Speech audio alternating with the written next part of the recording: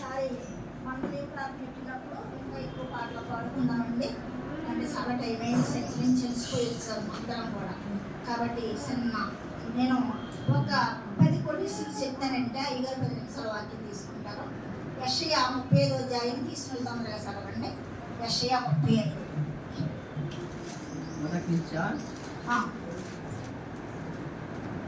అరణ్యమును ఎండిన భూమియు సంతోషించును. అరణ్యమును ఎండిన భూమియు సంతోషించును.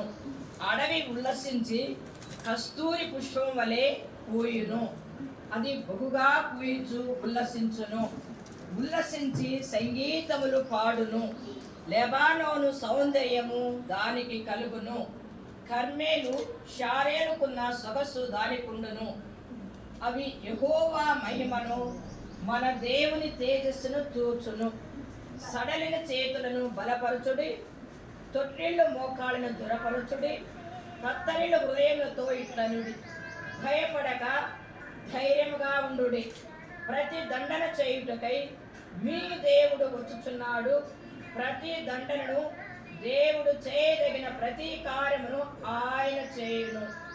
ఆయన వచ్చి తానే మిమ్మును రక్షించును.